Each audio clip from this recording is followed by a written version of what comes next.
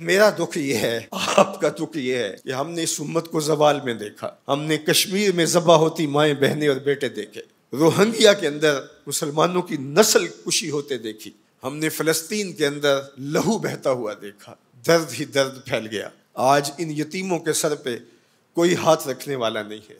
3 मार्च 1924 को हम यतीम हो गए थे। सल्तनत उस्मानिया टूट गई थी, वरना शर्क से लेकर गरब तक, शमाल से लेकर जुनूब तक मुसलमानों का तसल्लुत, और लोग डरते थे अगर खलीफा ने ऐलान जिहाद कर दिया तो फिर तुम्हें पूरी दुनिया में छुपने की जगह नहीं मिलेगी। यतीम जानते थे हमारे सर पे कोई खड़ा है। बेवाएं अपने आप को बेआसरा नहीं समझती थी। बूढ़े समझते थे कि हमारा आसरा ये लाठी ही नहीं, कुछ दुनिया में बैठा हुआ खलीफा भी है। लेकिन फिर दुनिया के 3 बर्रे आज़मों पे फैली हुई सल्तनत सिर्फ दुनिया के 3% हिस्से पे सिमट गई, और आज 56-57 इस्लामी मुल्कों के अंदर हम तकसीम हैं, और उस तकसीम का नतीजा हमारी हवा उखड़ गई। खिलाफत की मरकज़ियत हमारे पास मौजूद न रही।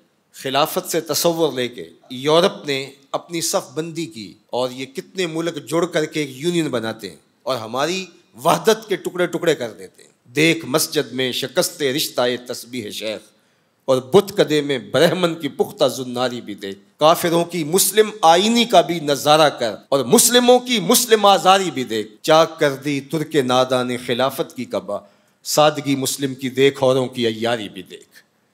आज वो हदफ हासिल कर चुके हैं। आज फ़लस्तीन के अंदर क़यामत टूटी हुई है। दुनिया का मीडिया खामोश है। ये जो खबरें हमारे तक पहुँच रही हैं ये बाकायदा सेंसर होके आ रही हैं। ये सोशल मीडिया की वजह से कुछ तस्वीर आ जाती हैं, कुछ बिलकते रोते बच्चे, कोई बैन करती माएँ और कोई फरियाद करते बूढ़े हमारी जानब देख रहे हैं। हमारी जानब क्यों देख रहे हो? हम तुम्हारी मदद को नहीं पहुँचने वाले। गली में 3 ओबाश खड़े थे, तो खड़े खड़े उनकी शर्त लग गई कि देखते हैं हम में से सबसे बड़ा बेगैरत कौन है। तो ये साबित करने के लिए गली में एक बूढ़ी खातून आ रही थी जिसके हाथ में डंडा था, और उसको टेक टेक के चल रही थी। एक ओबाश आगे बढ़ा और उस बूढ़ी खातून के बुढ़ापे का लिहाज किए बगैर उसको धक्का दे दिया। वो गिर गई। बहुत बड़ी बेगैरती का उसने सबूत फराहम कर दिया।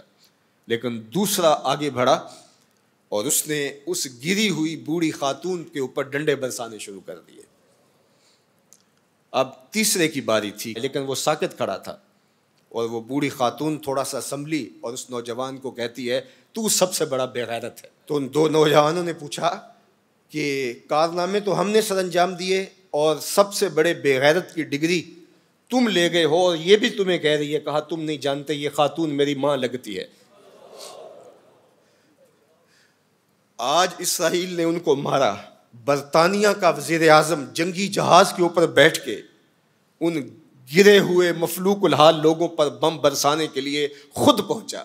लेकिन वो कह रहे, उम्मत मुस्लिमा तुम बेगैरत हो, हम तुम्हारी माएँ लगती हैं, हम तुम्हारी बहनें लगती हैं,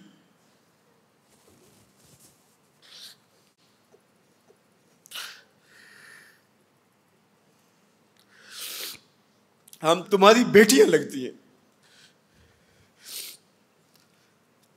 एक यहूदी एक पर्दादार खातून के ऊपर शराब फेंकता है और बाकी आवाज़ें कसते हैं, लेकिन वो देख रही है एड़ियाँ उठा उठा के उम्मत मुस्लिमा की तरफ।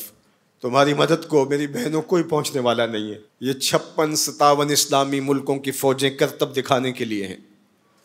हमारे मिसाइल सिस्टम, हमारे असलहाजात, हमारे टैंक, हमारी तोपें, हमारा एटम बम तुम्हारे काम नहीं आएगा। तुम्हें मरना पड़ेगा, सिसक सिसक के मरना पड़ेगा। ये उम्मत तुम्हारी मदद नहीं पहुंचेगी। 40 मुल्कों की मुश्तरका फौज भी तुम्हारी मदद को नहीं पहुंचेगी। हरम से भी कोई आवाज नहीं उठेगी, ना अजम से कोई आवाज उठेगी।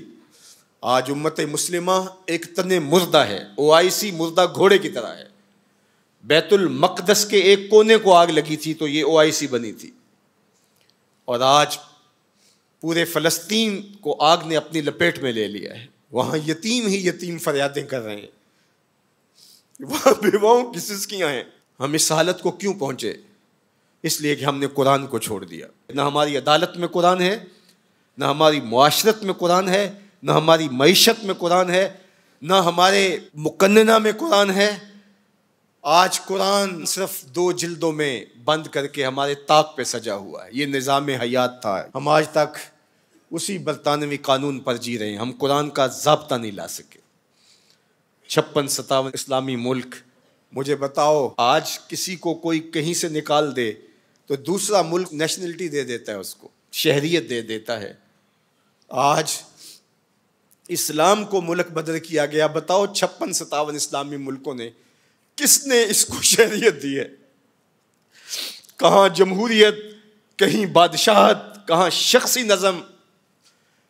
56-57 इस्लामी मुल्कों में इस्लाम घूमता रहा। मैं गरीब बुद्धियार हूं, मुझे शहरियत चाहिए, लेकिन किसी ने इस्लाम को कबूल नहीं किया। दर अजम गर्दीदाओ हम दर अरब, मुस्तफ़ा नायाब अर्ज़ा बू लहब। इकबाल कहते हैं मैं अजम में भी घूमा हूँ, मैं अरब में भी घूमा हूँ, मुझे अबू लहब भी मिला है, मुझे हुजूर का निज़ाम कहीं नहीं मिला। अज दीन नबी दा वांग यतीमा ते घर कर तक्के खावे। ए फिलिस्तीन के यतीमों, तुम अकेले यतीम नहीं हो। इस वक्त इस्लाम भी गरीब बुद्धियार है, इसका कोई वतन नहीं है। आज इस्लाम अपने निज़ाम के साथ कहीं मौजूद नहीं है। और ये पस्ती और ये ज़बूहाली, ये ज़िल्लत, ये नुकबत, ये रुसवाई हमारा मुकद्दर क्यों ना हो, कुरान से दूरी के नतीजे में रुसवा हो गए।